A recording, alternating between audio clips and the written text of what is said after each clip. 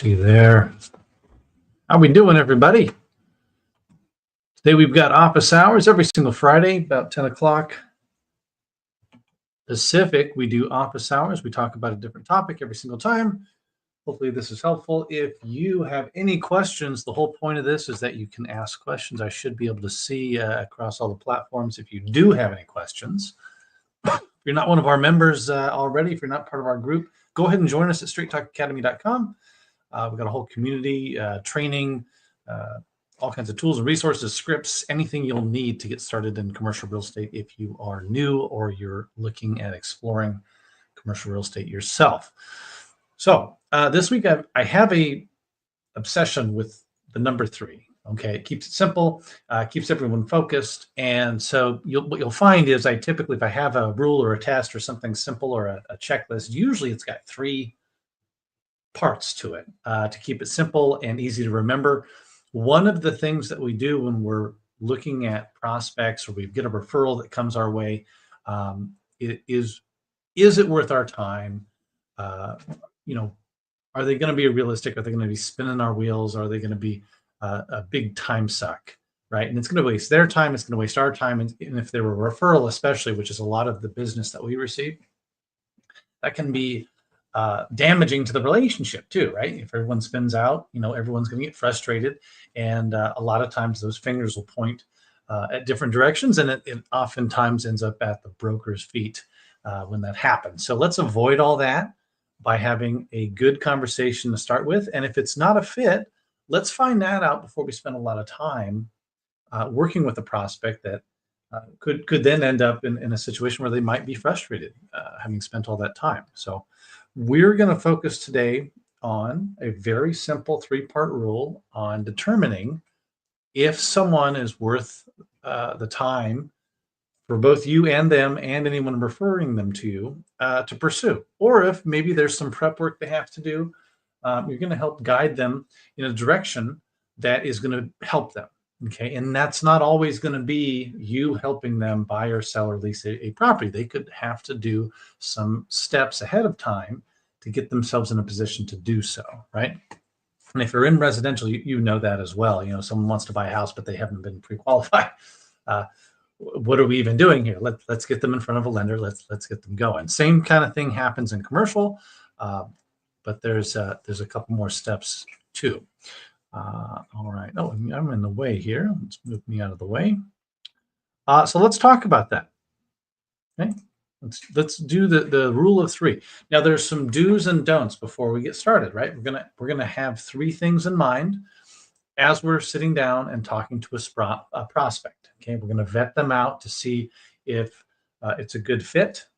We're gonna vet them out to build rapport. We're gonna vet them out. Oh, I've got a do that I didn't fill in there. We're gonna vet them out to see if this is something that's going to be worth both our time and their time. Okay, and when we're doing that, we're going to be building rapport, and we're going to be building up to a possible close. Right? We're not here for fun. We're here for business, and if we think we can help them, if they think we can help them, especially, then we're going to close them, and we're going to get off and running. Right? We're not just going to we're not just going to sit down and have some coffee and shoot the breeze for a couple hours. We need to focus. Your time is valuable. There's only so much time in the day. So when you're vetting someone out, I'm a big fan of Jeremy Miner's. It's NEPQ. It's basically emotional questions that drive someone to build rapport and be comfortable with you. And so when we're doing that and we're vetting someone out, it's very easy for me, especially with the engineer brain, to fall in a certain way of looking at something is more of like just a mechanical parts. But people make decisions based on emotion, not on logic. So when you're sitting down and asking them these questions, you're not going to be doing a few things. You're not going to tell them the way it is. You're not going to tell them what they should be doing. You're not going to teach them. They may ask questions, and I would oftentimes throw that back at them. Well, what does that mean? What do you think about this? You're going to try and ask open-ended questions, but you're not going to teach them. You're not going to tell them. You're not going to use logic. If A and B, then therefore you should be doing C, right? That's not going to move the needle a whole lot for most people. Most people are going to be using emotion. Okay, you're not going to be asking yes or no questions. Okay. And you've probably heard this before. If you've taken any sales training at all, you're not going to ask those ended questions. You're not going to wander around and let the conversation go all over the place. You're going to try and direct us. You're the tour guide. They're hopefully going to be the driver through your questions. You're going to be the tour guide that's going to take you on a journey to the destination that helps them out, right? So just keep that in mind as we're going through these three R's, as it were. And what you are going to be doing is asking lots of questions. Try and ask more questions, more probing questions. Be genuinely interested in the prospect. And they're going to tell you what they need to hear. They're going to tell you what they want through those open-ended questions. Okay, guided by the three R's, by the way. We're going to determine the answers to these three R's by asking those questions, by asking follow-up questions. So you're actually going to be listening. This isn't, how soon can I get them to sign my listing agreement? This is, what can I do to help them? What do they need? What do they actually need, right?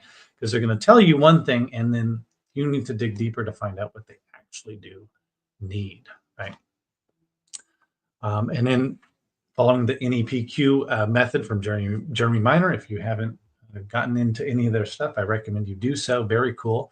Ask emotional questions. How does that make you feel? What would happen in a year if we didn't do anything? How would things change? I guess things would change, stay the same. Find those pain points, explore the pain points, ask them how that makes them feel. Ask them, what we could do to fix that and how that would make them feel, right? And again, that destination, we're going from here. We're going to go to a listing if appropriate. We're going to start here. We're going to determine exactly what they need to buy, when, and how. And then we're going to get going and doing that. Okay. We're going somewhere. Okay. Like at the bottom there, I say, you're a guide. They're driving. Hopefully they're driving through a lot of the questions you're asking. They're telling you where they're going and where they should go. You're going to guide them through that to exactly where they need to go. And through all of that, you're not just vetting them, right? You're not just determining if they pass the 3R test.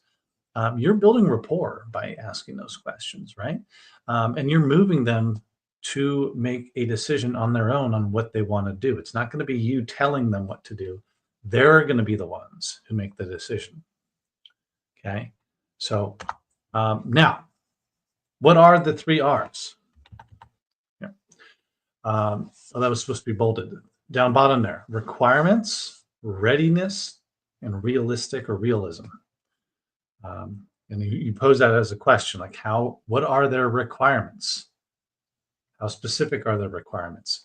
Are they ready? How ready are they? Are they realistic? Okay, we're doing questions. Okay, so that first question of those 3Rs, and these are going to be in your head as we're going down and vetting them out. You're going to be asking them questions and seeing if they check off these boxes. And the way you're gauging it is how specific and clearly and realistically are they checking off these boxes. So when I say, do they have clear requirements, or what are their requirements, there's a lot that could mean.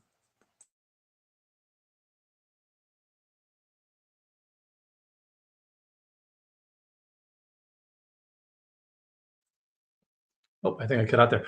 There's a lot that could mean as far as the requirements go. Is it an owner user? Is it an investor? Are they in an exchange? There's a lot of different questions. So what you want to do when you're asking about the requirements is simply ask them, what are you looking to do in the commercial real estate space? Okay, they're going to tell you. Okay, I've got this warehouse space. I've got a lot of inventory. We're running out of room. We need more power. We need more this. I need more office space for my admin. Okay. So it sounds like you're growing a bit. What kind of space requirements are you finding that are really restricting you, right? So you're going to ask those pain points. What is the problem? Dig in on the problem. Find exactly what is the issue with the problem. Because then you're going to be able to help them find an answer better. Okay. So it's space requirements, location requirements. Do they need to be near the freeway? What is the distance from the freeway that's okay? What kind of surface streets? What kind of yard space? Users are going to have certain requirements. Investors are going to have certain requirements, quality of tenant, all this stuff. But the more specific they can be about what requirements they have, the better you can help them, and the better you can determine how high up on that that quality meter they are. Because if they say, well, I want to, I've got some money, I'd like to find a multifamily property and I just want a good deal. Well, they don't really know what they want, do they? Right. So if you bring them a deal and that's their requirement, does that fit their requirement, right? Is there any way to possibly put any property that you put in front of them and have it fit that mold? Well, no, nothing's going to fit that. So you're going to bring them something and they're going to say, well, no, it's not whatever. It's not, it's 8% return. Well, is that even realistic, right? So that's another R requirement. So the more specific they can be, the more you can determine if they fit your requirements, but also the more you can determine, can I find something like that? How much of that one, those things are out there that fit those requirements. And you will be able to check that box off, right? So if I found you, X amount of square foot, we need this amount of office space, and it was within X amount of, from the freeway, would that be something you would want to close on right now, right? Give them an example, and then so make sure they can check off those boxes. And, if you were to bring something to them, could we determine if it fits within their neat requirements or doesn't?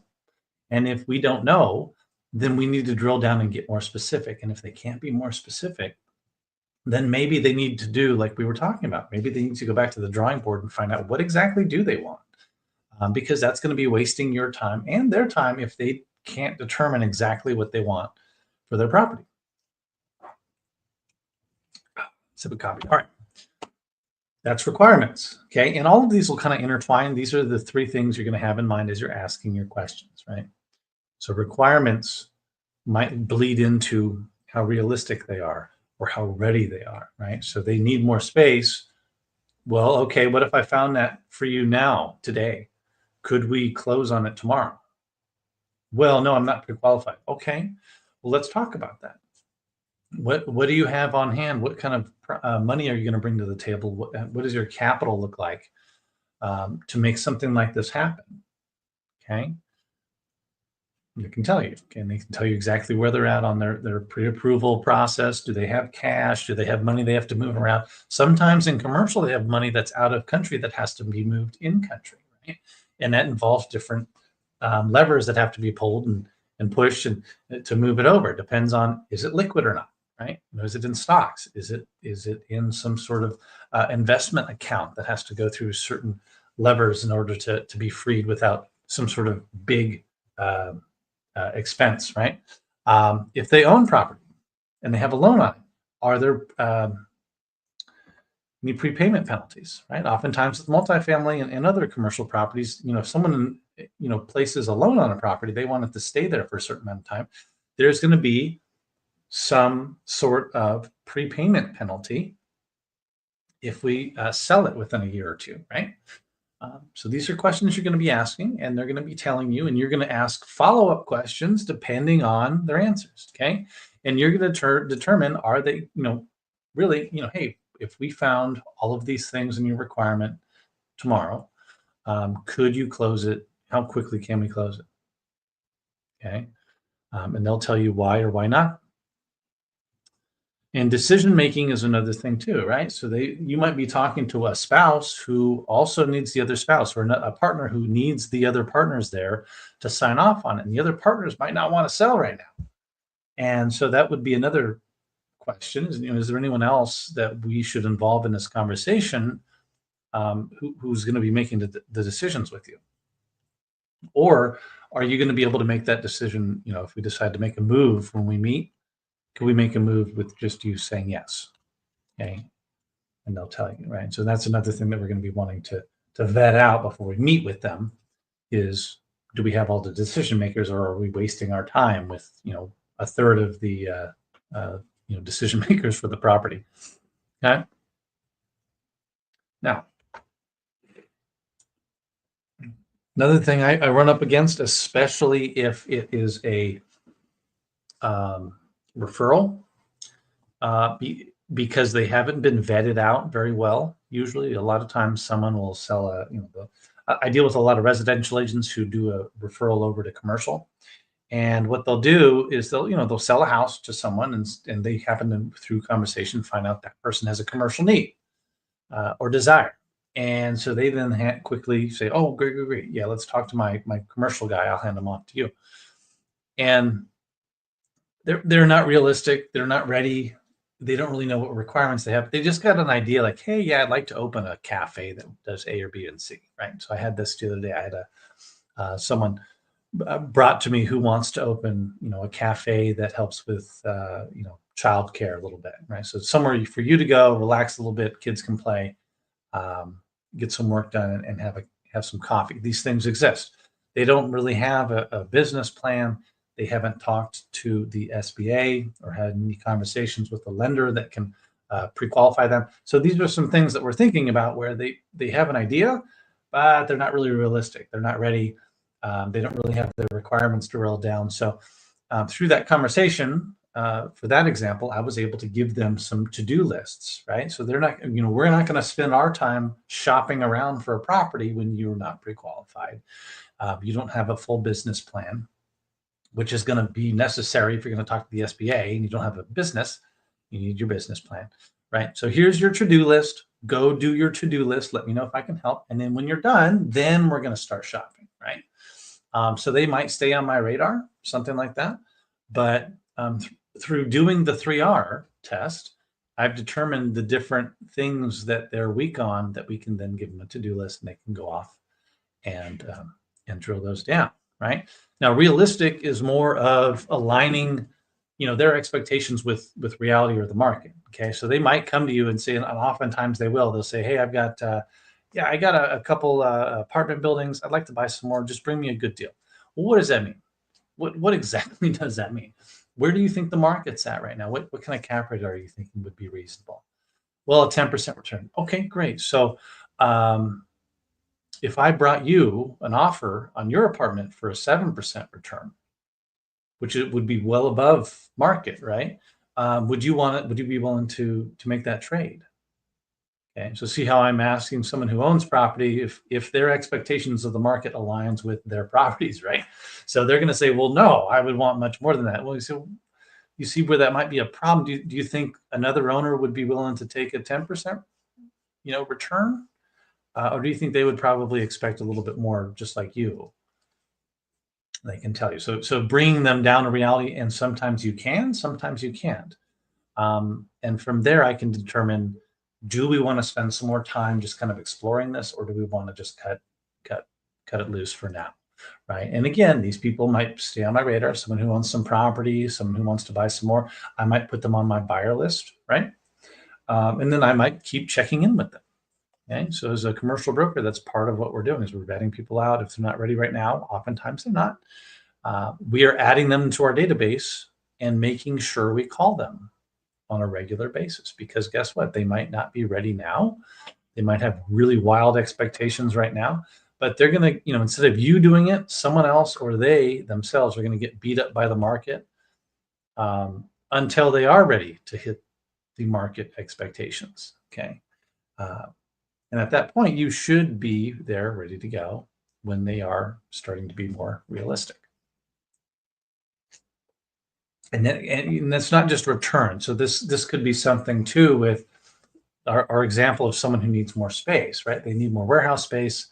They need more office space. And perhaps it's not aligned with, the type of properties that you have in your area, right? You might not have, some flex space, which, over 30% of the building is built out as office as opposed to warehouse. That'd be considered flex space.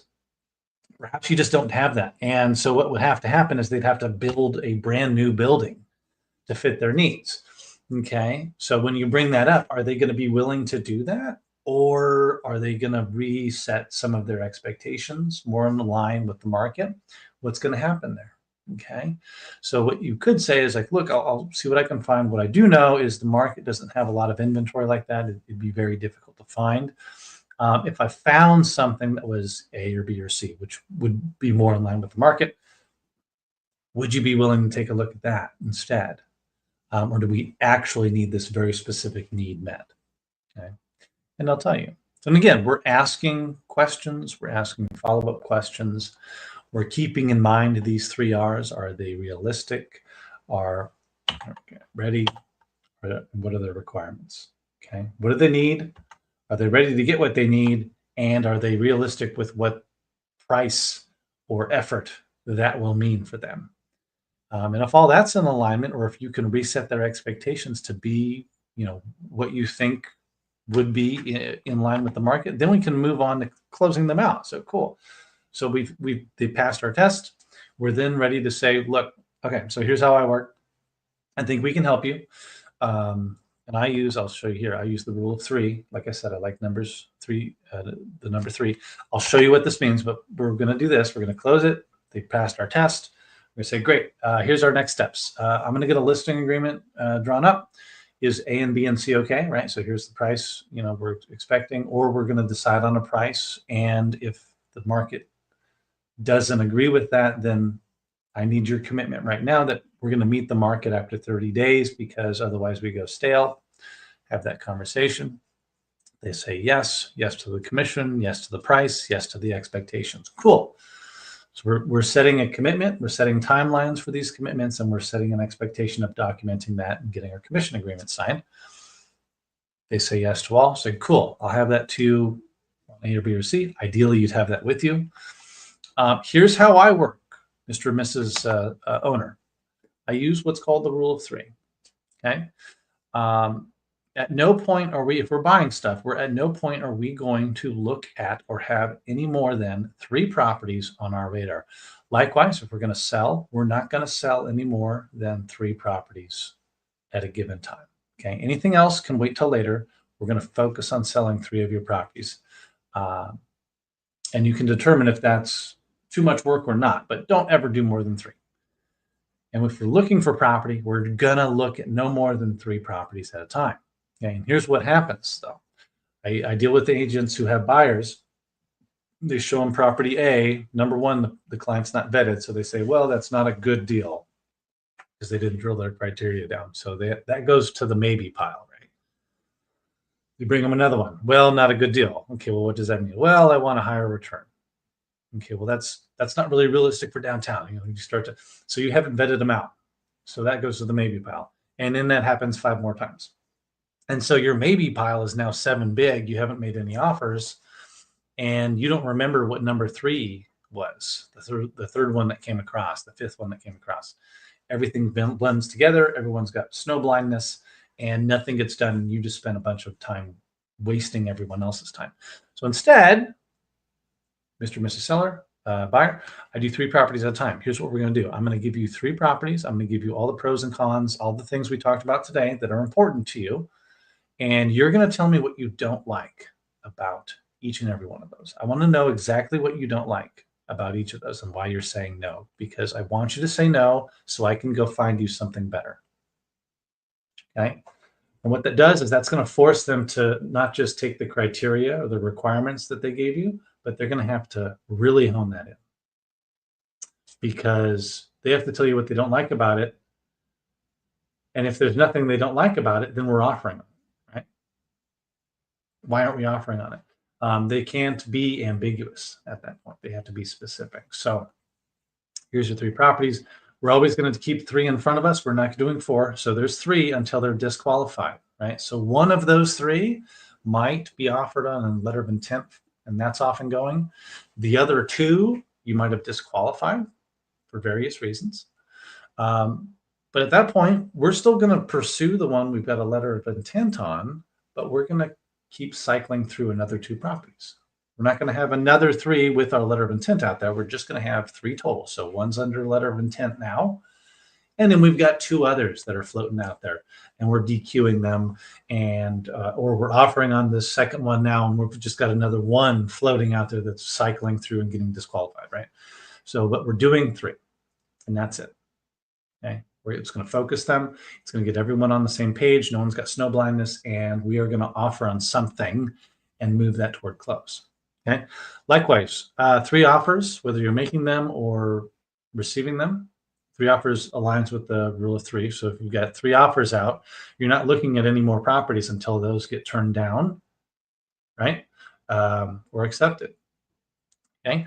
If you're selling a property or properties, you're not going to look at any more than 3 offers. You're going to collect them. You're going to highest and best. You're going to drill that down to the top 3. And then that's what you're going to spend your time on negotiating with. Okay. Whether it's leases, okay. Top 3 leases, you're going to keep them all on your list, but you're going to negotiate with 3 people until one of them fits that space. Okay. And then the other 2 could go do something else within your center, or maybe you can go find them some stuff, but you're not going to do more than 3 at a time. Active clients, we're only dealing with 3 active clients at a time. Okay. No more. If you have more than, now I don't mean people on your buyer list or clients who might want to sell sometime soon. I'm talking about you have 3 people who you are working on their listing for, and you're working through getting that up and then at market and sold. Okay. If you have more than 3 of those, you better have a team of at least 2 people, junior agents dealing with all the minutia and the clientele and all that, and then your admin dealing with admin and helping you with marketing and all that stuff. If you don't have a team of people under you working for you, you don't have more than 3 clients, because if you do, you're not giving them the amount of time they deserve, or you've priced things incorrectly, right? So if you have a bunch of listings that are just stagnant sitting there, you're not doing your clients any services by just letting them sit there. You need to go and talk to them, get them down to reality, or cut them loose. Okay. It does no one any favors to let properties sit around. Okay. Or buyers sit around. You get 3 active buyers that you're actively doing the 3 properties with. That's fine. If you have 4 or 5, you're not giving them the amount of time they deserve unless you have a team helping you out with that. And each of them, guess what? Each of your team members get, your junior agents get to have maximum 3. They have to abide by the rule of 3 too. So if they're not, or you've got too much volume, guess what? Now you have to go get another junior agent. Okay. Guess how many junior agents you should have before you start to expand again? Yes, 3. Keep it at 3. Keeps it simple, keeps it easy. That is, let's see here. Just check my comments. I don't see any questions. That's all I wanted to talk about today is my rule of 3, both with our clients once we have a client and how to vet clients out. Okay. Using emotional questions to find the 3 R's. Do they have clear requirements? Are they ready? And are they realistic? If all of that is in line with what you think the reality in the market is, and they're clear enough where if you brought them something, it could check off the boxes where you have to offer on it. Now we're in a situation where we're going to close them out, get a commitment, set expectations, get the documentation signed, and move on to this stage, which is getting them closed. Okay, helping them out. But if they're not in alignment, if we're not hitting those 3 R's, that's fine. Like I said, I just had a client this week that did not fit these requirements. Actually, 2. Got a big church in Texas that I talked to, or I'm talking to someone about possibly referring, and then we had the cafe as well. Didn't work out. Okay, the church probably not going to work out. So they might have to adjust their pricing expectations, and then the cafe people have their to-do list. Okay.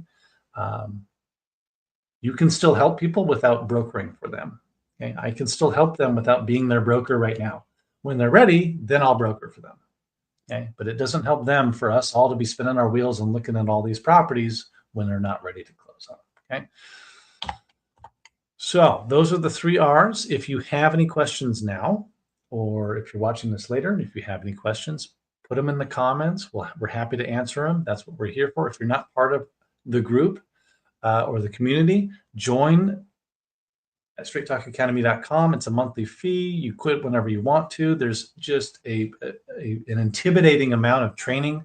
And then we've got it in different sections, right? So we have a section for the basics of commercial real estate. If you want to learn commercial real estate, introduction to commercial real estate, retail, office, multifamily, and then lead generation marketing, a whole 8-week course on that. We've got a whole 6-part, 3-week course on making $30,000 an hour off of referrals off your current book of business. You have a class on that. We've got a cheat sheet class on all the different terminology and everything you need to know about commercial real estate as far as terminology goes, letters of intent classes. And then, of course, we do weekly office hours like this where you get to ask us questions live. You have access to a commercial broker every single week, whenever you want, to answer your commercial questions. Also, with the community, you can ask questions in there. We can answer you there. Tim, got a question from Tim. Are you signing a contract for a buyer only? You're going to sign a contract, whether it's a buyer or a seller. You're going to sign a listing agreement or a commission agreement, okay? And when I'm dealing with commission agreements, and, this conversation, I'm going to tell them, I'm not going to hold your feet to the fire. If this isn't working out, it doesn't make sense for either of us to spend a bunch of time having to work with each other, but I need your commitment. My fee is X up to, my fee is, 3% up to 5 million. If it's above 5 million, we can start talking about a cap. But I typically deal in 1 to 5 million range. And it's because I typically deal with multifamily owners trading into net lease properties, which is where those properties typically sit price wise. Most of the time, the owner is going to be paying my commission. If the owner is not going to be paying my commission, Mr. Buyer, Mrs. Buyer, we'll know far ahead of time and we can adjust our pricing or our offer accordingly. Okay. Because at the end of the day, the seller has a net price that they're willing to take. They have either buffered that price with whatever they're going to pay a commission for, in which case you have no say in that, or they have not. Okay. But they're willing to take a certain price. The buyer's at the end of the day paying the commission, whether you have a say in it or not. I'm telling you that we will have a say in it. And oftentimes we'll have the seller pay for that. But if they're not going to, then this is my fee. And if that's okay with you, we'll make sure it works for both of us if the time comes.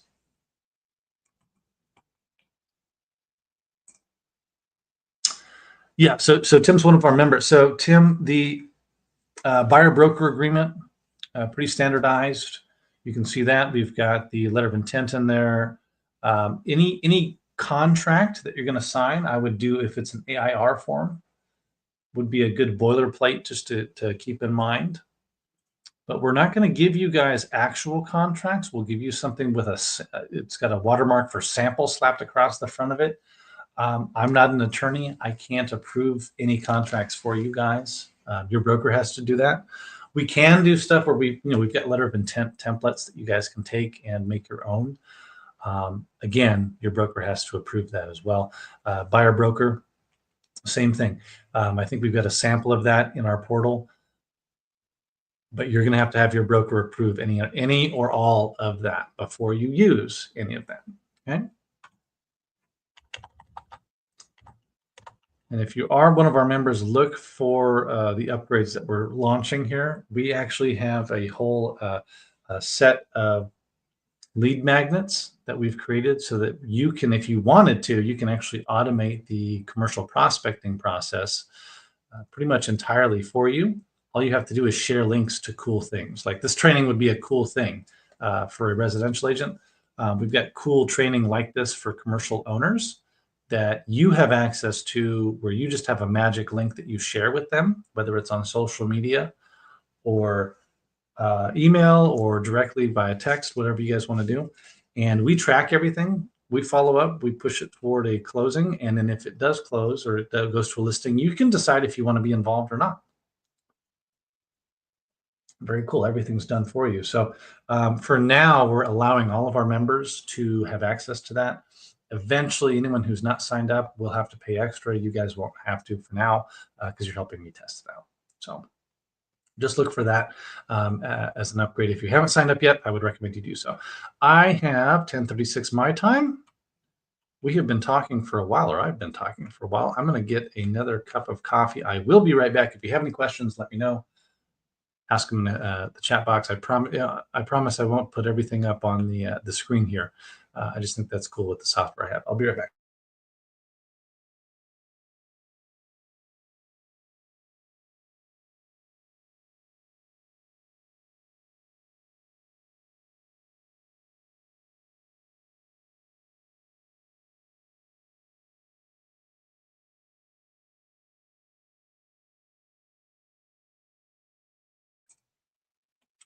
My coffee. Here's another thing, actually. If you're not one of our members and you don't want to sign up, you can.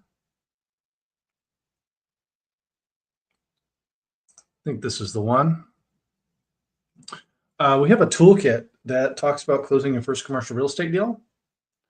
So I think this is the one that's hooked up to that. If not, it's hooked up to the $30,000 an hour training. If you see the $30,000 an hour training, make sure you do Alliance as the code, and it should drop it to $1. It's not 2,000; it'll be $1 for you guys. But we have a toolkit where it's got the training for closing your first commercial real estate deal. It's got an ebook about the top 7 mistakes agents make when they try to close their first commercial deal. And then the toolkit also has a calculator that I use at every listing appointment that auto calculates and compares someone's property against the market. And we used to have like a 50-page broker opinion of value that we would bring with us. And now I basically bring a cover letter and the comps. And then I bring this calculator and we play with it, and they get to see and play around with what they could trade into, because the question isn't, how much return can I get from my property? Oftentimes the question can be refocused to, well, my net income is X. How do I replace X while also getting rid of a lot of my management needs or my ownership needs or the pain points that I have? Well, we can trade out of your property and into this. In my case, often fast food, and all of your responsibilities go out the window. You collect rent, you go on vacation, and your net income remains the same or gets higher. And the guarantee now is not just your apartment. It's now, an 80-unit operator who's worth $200 million is your guarantee for the next 20 years. Oftentimes, especially here in California, very easy trade, especially if someone's retiring. So if you go to the crvtoolkit.com, we should give you that whole toolkit and then the calculator there, if you have an interest. I think that's a freebie if you're not signed up. But I recommend you join us at Straight Talk Accounting. So 10:40 my time. I don't see any other questions. If you guys do have questions, if you have something you want to talk about next week, let us know. We don't always stream out to everywhere. Usually it's just our group. So if you want to see these every week, let me know. And we'll cover whatever topic you want. We'll talk later.